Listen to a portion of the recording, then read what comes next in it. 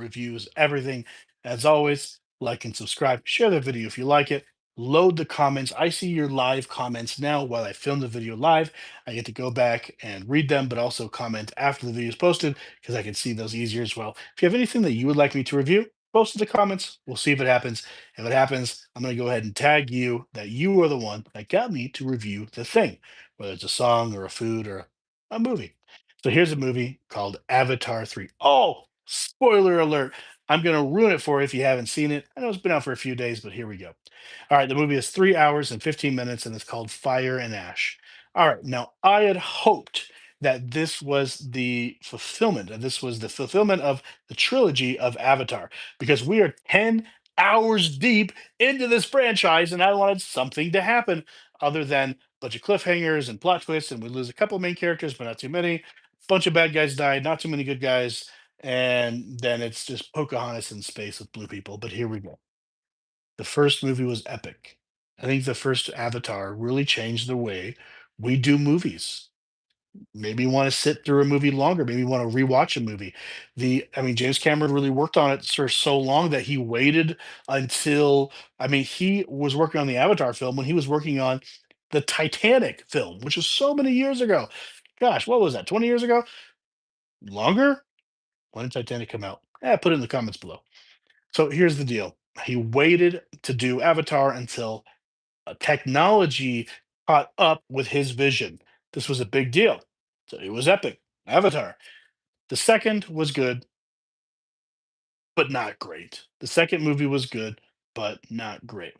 All right. So now when it came time to Fire and Ash, I was really excited, but then I saw the trailers. The trailers were horrible. The trailers looked like an AI mock-up or like a fan-made trailer. You see these like fan-made doomsday trailers where they just take bits and pieces of old movies and put them together and do a crappy, like some narration a little bit. It was like that. It just basically just all the cool action scenes were right there in the trailers, so I was not excited to see it as much as I thought I was.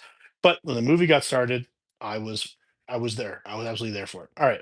So the movie starts with a vision of the lost brother. We got to tie it into the last film when we have one of the brothers pass, right? And then of course life on the reef, because we're out of the trees, we're on the reef. Avatar is all about the elements. So the first one, of course, is about the forest. The second one is about the water, and the third one, of course, is about the fire. And the fourth element is the wind, which is the sky people, which are the bad guys. And Avatar: The Last Airbender, it's a totally different Avatar, and those Airbenders are good guys, but these Airbenders are not so much good guys. All right, let's continue. So Spider is the colonel's son, right? So he lives with Jake Sully and his clan and his tribe. So he has an oxygen mask, but it only lasts for so long. So this one key thing about Spider being able to breathe in his mask or not or whatever is this theme we see throughout the entire film. They kind of beat it into your head over and over and over, and you kind of get sick of it. So Jake decides to go and take his family and go drop off Spider with humans so he can be around humans. It's very emotional because it's kind of like getting rid of your pet, but he understands Jake used to be human. He kind of still is human. So let's go ahead and get Spider where he can get his mask charged up, right? Let's get him fixed up. So they ride with the Sky Traders. Now, the Sky Traders are not mentioned in the last two films. These are freaking cool people. It's an entire tribe of people that live in the sky. Now, this is obviously kind of like that full circle of the elements, but they're not as big as what they call the sky people. But these people ride on the wind. We don't get to see the whole big picture, but we get to see some of them, and they are pretty cool. All right, but they're very much a second or a third uh, plot that was not there. Um, um, the Sky Traders were like an afterthought, I should say. It was like an afterthought. All right. So they're floating on these big, beautiful animals. It's very beautiful. It's the visuals are awesome, right? Just like the other films. But they are attacked by raiders who do a lot of damage, kill a lot of people. All right. Now Nateri gets hit with an arrow. The raiders are relentless and start killing some of their own kind, the Navi. They kill them in this really gross way. So we have the leader of the Ash people, and she connects her wiggly braid thing, which is like her spinal cord, to other people, to other Navi, and overtakes them and then cuts it off which is like cutting their spinal cords and then they just die instantly. This is pretty gross.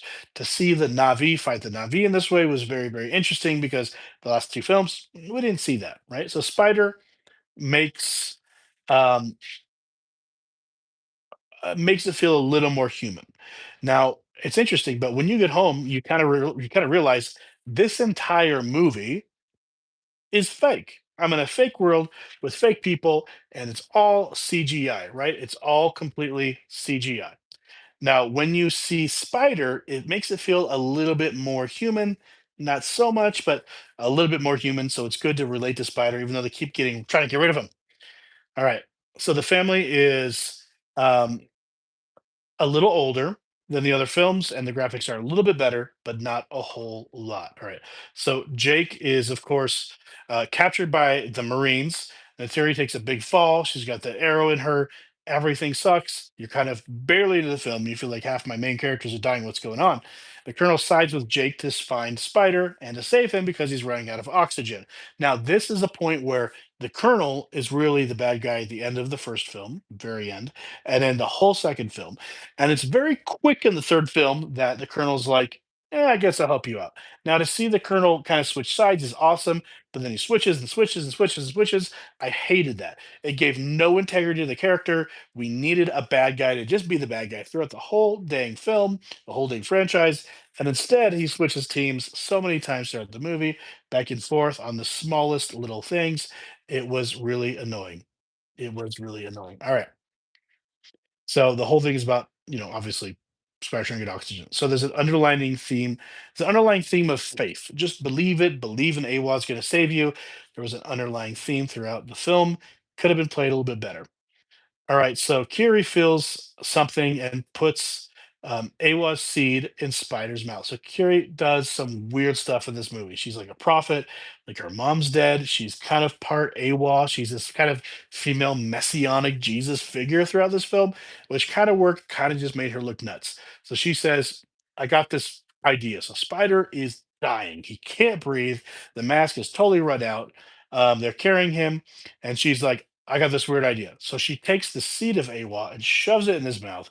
And then he lays there. She connects her braid to the roots. And all of a sudden, Awa starts glowing. And it's like mycelium grows up Spider.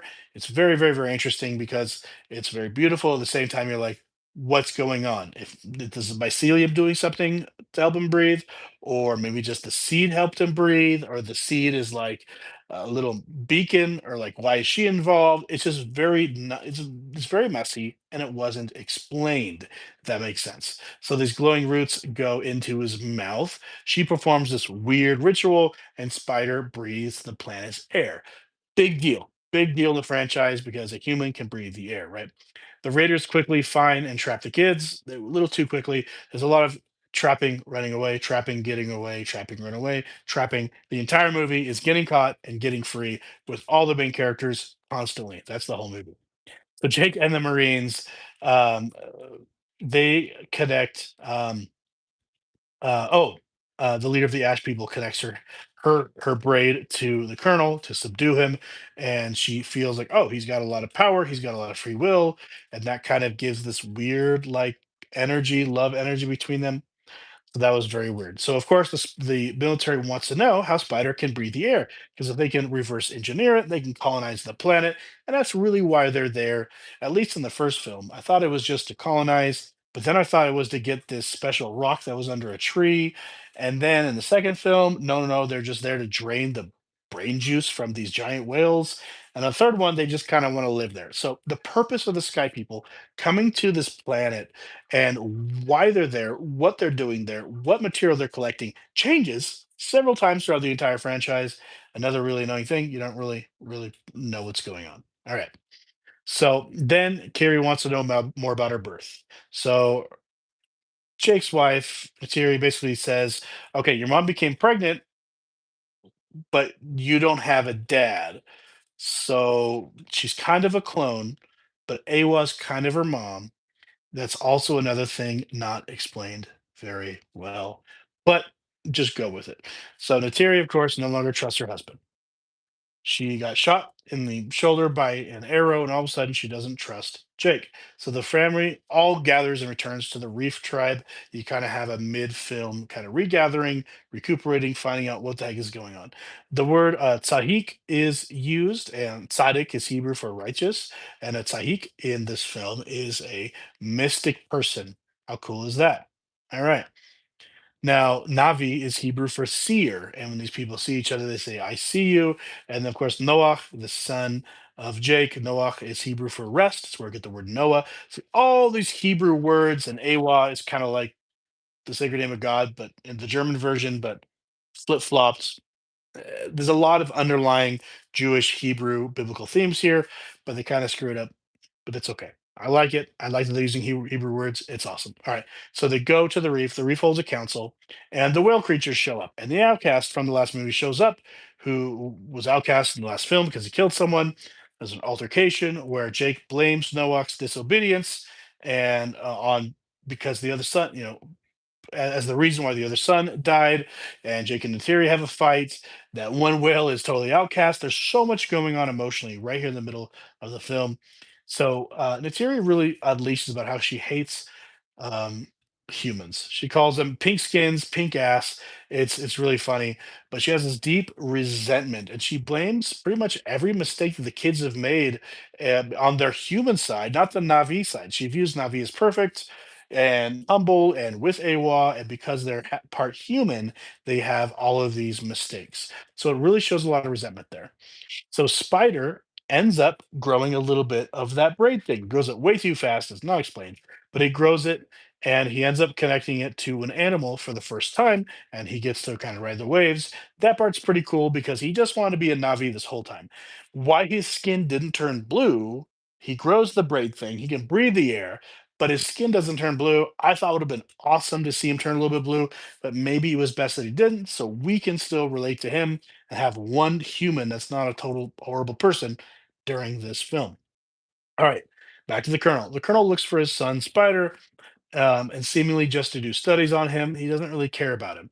So he goes to the Ash people, and the leader gives him a hallucinogen in the Colonel's nose, and he says, she says she wants to see his soul. Right? It's very trippy in this part. It's definitely hallucinogenic.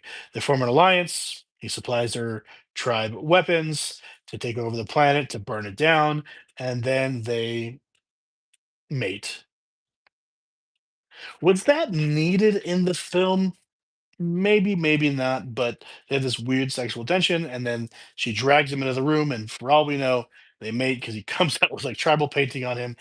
I don't know. Maybe it's because we're gonna have one of their kids in another movie. I don't know. So Spider's caught. Um, the Marines basically, and the Marines and the Ash people go ahead and hold the Reef people hostage for Jake. So Jake goes with them so they don't get killed, and the Ash people enter the city. All right, so there are these parts of the film where the reef people are not really a center part of the film. We kind of go back and forth. We never go fully back to the forest people, just for a moment. But I wish we would have seen more of that for the whole family. We just really, or the whole planet, we just really didn't get to see that. So Spider and Jake get Maltiri's help. Jake releases um,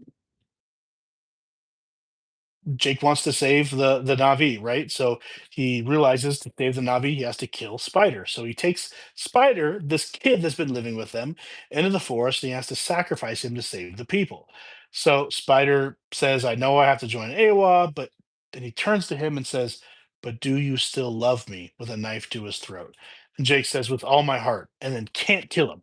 So this part was a very heart-stopping moment. This is one of the only parts of the film that really drew 100% of my attention, and I was like, I don't know who was next to me, but I'm like, in the movie theater, I'm like, if Jake kills Spider, I'm walking out of the stupid theater because I was so upset that it even got that close. But maybe they're trying to do this biblical Abraham and Isaac thing where he almost sacrificed his son. But to say like, oh, we're gonna save all the Navi, Jake was being extreme. And of course, Natiri snapped, and she's like, nope, I gotta save Spider. He's like our kid. So it was a very intense moment where Jake almost kills Spider. I hated that in the film. Hated it, but I also loved that it was in there because it was one of the only emotionally depth and meaningful parts of the movie. or the entire franchise actually. So there's a meeting of the whales and the reef people. The tribes are trying to get the whale. I say whale, but you know what I'm talking about, these creatures to choose, and the whales keep choosing peace. But they're saying that you need to jump in and fight with us because they're going to kill you. They're going to kill everybody. So this one whale comes in, like arrows sticking out of her and fins cut off, and the whale says in the whale language, whatever it is, it says, if we don't fight them, they're going to kill us all. I'm the last one of my clan. And the big old whales are like, "Mm, maybe we'll do it." So the best part of the film really feels like a sequel to the last one. It doesn't feel like it's its own film. The humans come and to kill these whales for their fluid, and it's this huge fight, and there's an air fight, and there's ground fights, just like in the first movie. It feels like we're just borrowing bits and pieces from the last two films, grasping at something, trying to make more money. And after all these fights, just as we're winning, the Ash people fly in and are heavily armed. So obviously, our people, you're with them. At that time, Jake and his family and his friends, a lot of them get killed. All right. So Kiri decides to call the Great Mother, but has never succeeded before. This is a weird part of the film. She goes underwater. Spider joins her. The youngest son of Jake joins in, and they find the Great Mother, which is actually a massive Navi face, and under the water. And she is just barely looking around the corner at them. And someone blows up the underwater tree. It does come back later in the film. That's never explained, but it didn't get all blown up, but many lives are lost at this point. So the reef tribe mother is hit and gives birth right before dying. And Terry takes the kid, says that she'll raise it. Jake is injured. A lot of stuff going on. I don't think we needed a pregnant Navi being killed and giving birth and then dying. I don't think we needed that. It didn't really add to the film, just kind of made it creepy. So the humans move in, obviously, and kill a bunch of the whale creatures, but the underwater tree lights up and sends many of these squid creatures to fight the boats. So this is the part of the movie that we could have used in the first one, right? So Ayla, the whole time, she could have done this. She sends all these flying creatures to fight, all these whale creatures. Awa summons all of these alien creatures to fight the humans. Just like she controls them because it's a hive mind situation, because she's like the mother of all of them. So why not do that in one of the first two films? Why wait till now and just decide to start fighting them? I didn't get that part. I didn't like it. Is it just because Kiri reached her and said, "Please help us"? I don't know. So there's this big thing they call the flux devil. It is a tornado of pure energy, and it just flows by the reef. This isn't explained. If it is, I missed it. It's not really explained, but it's this tornado of energy that just shreds things apart. I don't remember this in the last two movies. I don't know why it's here, other than just to be in this film. It didn't make any sense, but here's what happens. Spider Jake and the Colonel get sucked into it. They have a battle on floating rocks. It tears apart the ship, but the people are fine. So flesh is okay, but steel gets shred into a million pieces. That doesn't make any sense. But they're on these floating rocks that are flowing energy like up and down in the tornado thing. Colonel and Jake stop fighting when Spider slips. So they stop fighting to go save Spider again. Kind of cliche. We've already seen it in the exact same movie, right? So Jake's family comes to rescue, but Colonel jumps off the rock into the fire. He does a whole totally I don't know how many Disney movies where the bad guy falls off in the fire. "Ah!" We don't know if he lives. We don't know if he didn't. We don't know if he impregnated Ash Lady. We really don't know. But they place their braid things under the water tree and connect with all the ones who have passed before. They accept Spider as a Navi, which is pretty cool in the movie, I will say. And we zoom out and see the whole planet is connected with Awa's light. It's beautiful. The film doesn't show us the end of the Colonel, doesn't show us the end of the Ash leader. It just shows her fighting, and then that's pretty much it. Just doesn't show her again. There is no conclusion there. So what happens to the human city? Because now there's a whole human city we see. We don't know what happens to it. What happens to the rest of the military? The rest of the Ash tribe. Too many questions left unanswered for those to be the end.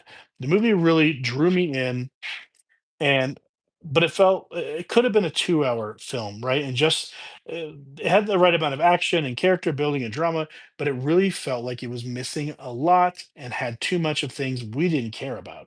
Sometimes I feel like I was watching parts I'd already watched before in the first two films, and that was very disappointing.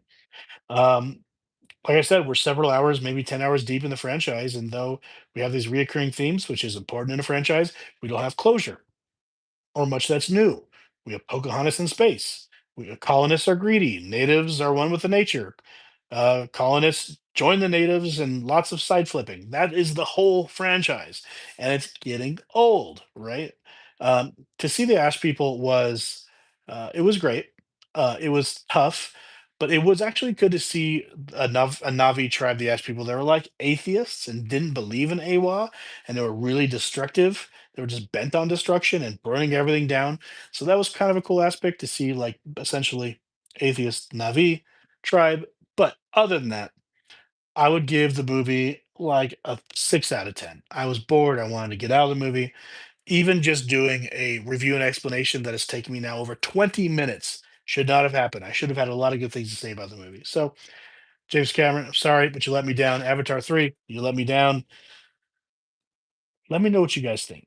Comment, subscribe, like. Let me know if you even liked the movie. Let me know what you thought of it. If you haven't seen it yet, I'm sorry that I ruined it for you, but tell me what you think.